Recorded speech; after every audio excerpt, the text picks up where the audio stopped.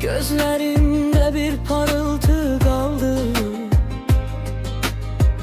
Senin sesin uzaktan gelirdi.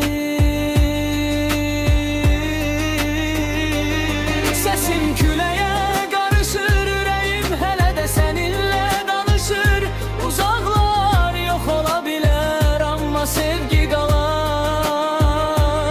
Sesin küleğe karışır, yüreğim hele de seninle danışır. Uzaklar yok olabilir ama sevgi kalar.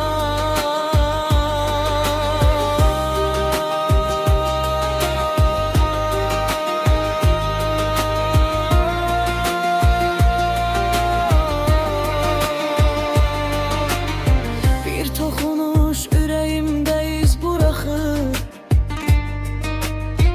Yüreğimdeki kapıları açır. Nefesin bana hayat verir.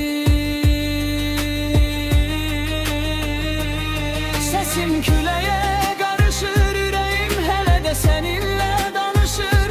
Uzaklar yok olabilir ama sevgi kalar.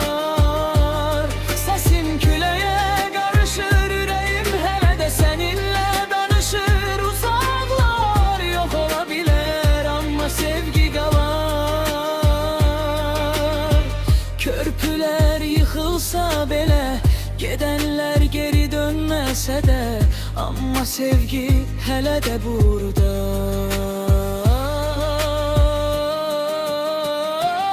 Sesim küleğe